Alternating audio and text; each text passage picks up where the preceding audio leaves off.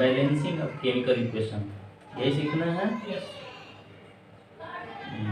Balancing लिखना है, balancing of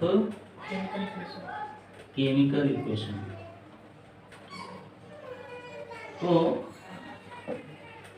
एकदम स्टार्टिंग में जो बैलेंसिंग आपको सिखाई जाती है वो स्केलेटल फार्मूला से बैलेंस केमिकल स्केलेटल इक्वेशन को लिखते हैं। स्केलेटल इक्वेशन वो होता है जो सिर्फ ये बताता है कि किसी इक्वेशन में क्या क्या मिला हुआ है और उससे क्या क्या बन रहा है।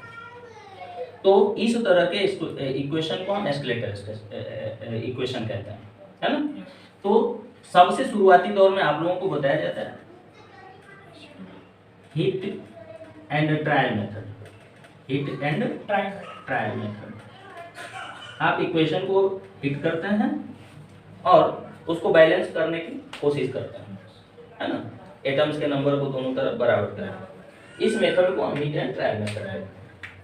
तो जैसे मान लिया कि एक इक्वेशन है हमारा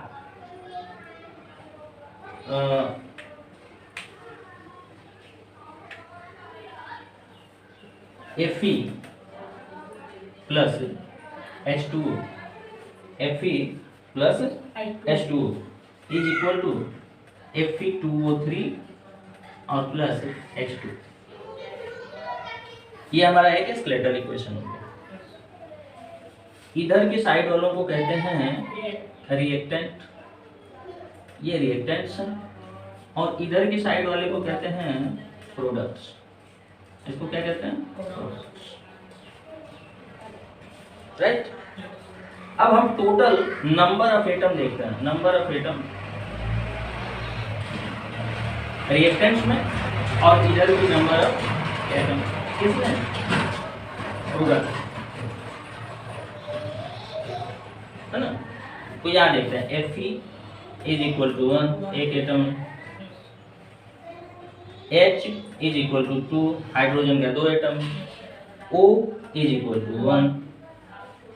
अब इधर देखते हैं Fe is equal to 2, O is equal to 3, H is equal to 2।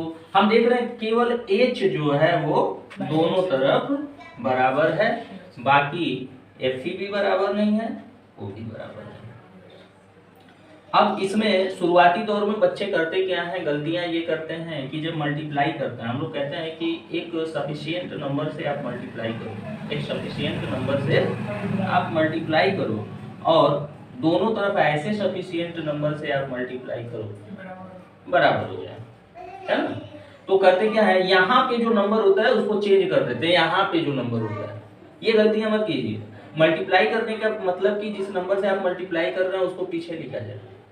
यहाँ पे नंबर अगर आप चेंज करते हो तो पूरा मॉलिक्यूलर फार्मूला चेंज हो जाता है ना। तो ये मत कीजिएगा। मल्टीप्लाई करते समय नंबर्स को इधर पहले राइट कर देते हैं। जैसे ये मॉलिक्यूलर फार्मूला है तो ये एक मॉलिक्यूल को बता रहा है। अब इसका 2 मॉलिक्यूल हमको बनाना है, यहाँ पे 2 लिख देंगे तो 2 मॉलिक्यूल को बताएगा। 3 अगर राइट कर देते हैं तो 3 मॉलिक्यूल को बताएगा। समझ में आ रहा है?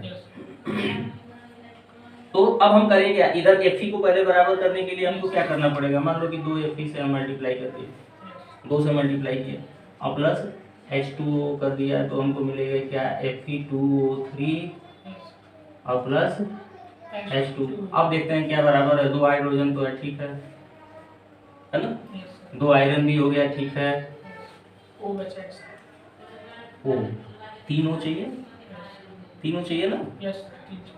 तो क्या करेंगे, अब O एक O इसके साथ मिला हुआ है, एक O इसके साथ मिला हुआ है, तो पूरे मॉलिक्यूल में हमको 3 से मल्टीप्लाई करना पड़ेगा, है ना।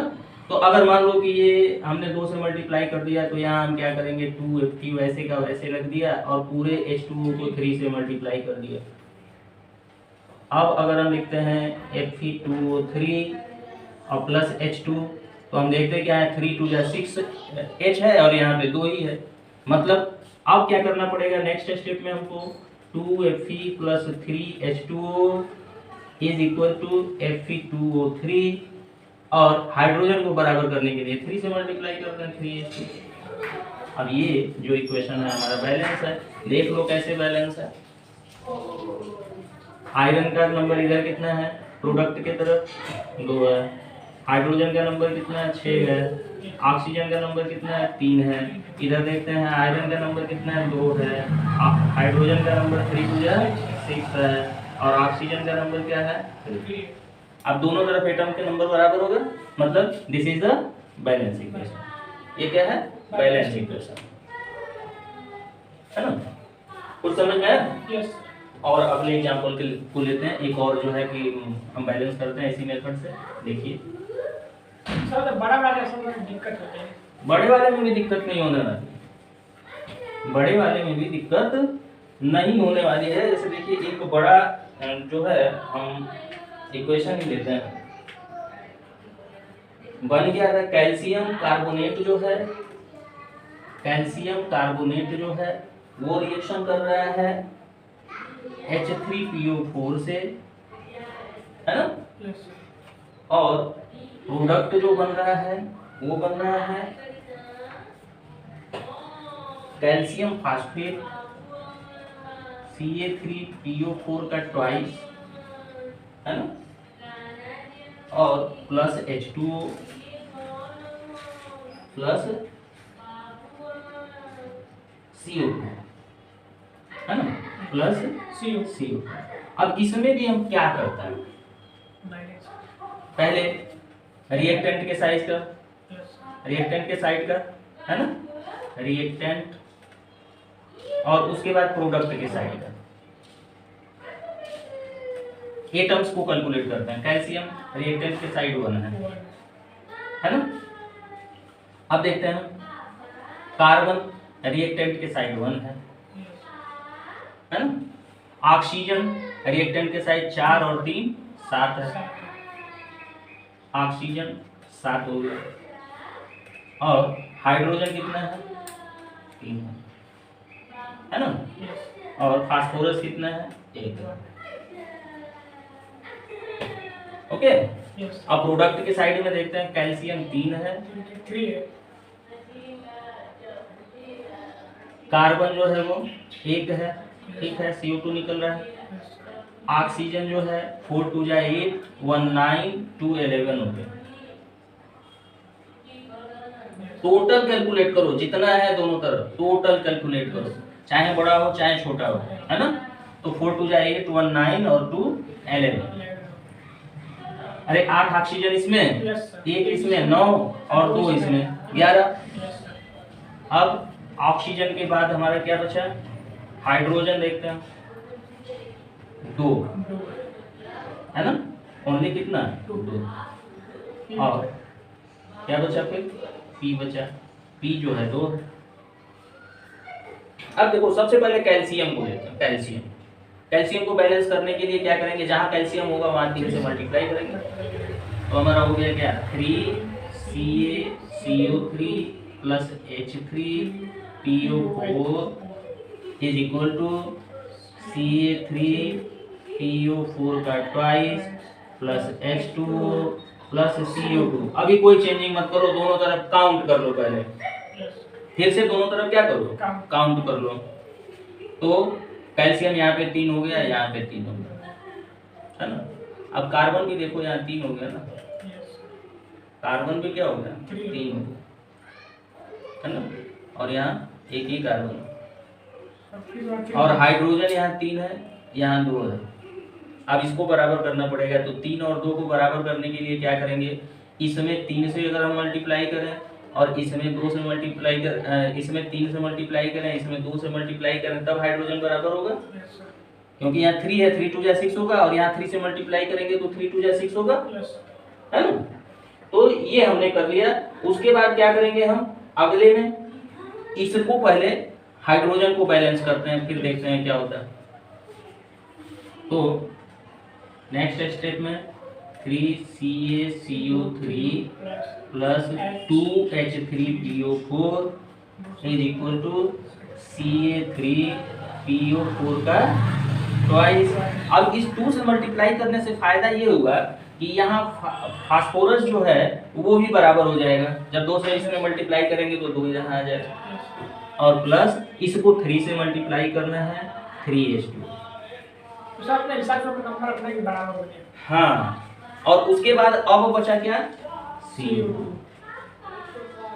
अब देखते हैं कि क्या कुछ बराबर हुआ, तो देखते हैं 3 कैल्शियम है ना, यहाँ पे 2 फास्फोरस, यहाँ पे 2 फास्फोरस। ऑक्सीजन देखते हैं 4 2 जा 8 एंड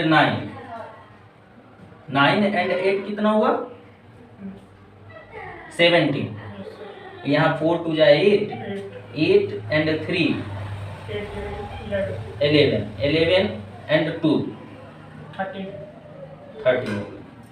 अब इसमें प्रॉब्लम है, यानी 6 कम हो रहा है, तो 6 कम हो रहा है, तो अगर यहाँ पे हम 3 से मल्टीप्लाई करें तो कार्बन भी बराबर हो जाएगा और ऑक्सीजन भी बराबर हो जाएगा। तो बस हमारा बैलेंस केमिकल इक्वेशन मिल गया, 3CaCO3 plus 2H3PO4 is equal to Ca3PO4 का twice plus 3H2O plus 3C। अब ये बैलेंस हो ओके। खेल टाइप लग रहा है, बस खेल टाइप है ये, दूसरा कुछ नहीं है, बस कॉमन सेंस की बात है कि आप किस तरह से किसको कितने नंबर से मल्टीप्लाई करके और कैसे दोनों तरफ एटम्स के नंबर को बराबर कर लेते हो, यही हिट एंड ट्रायल मेथड है ना। या अब ये आपके कॉमन सेंस पे डिपेंड करता है कि आप कितनी जल्दी इक्वेशन को बैलेंस कर लेते हो। ओके, सीख गए होगे हमको लग रहा है। यस। तो थोड़ी सी प्रैक्टिस कर लो कुछ इक्वेशंस।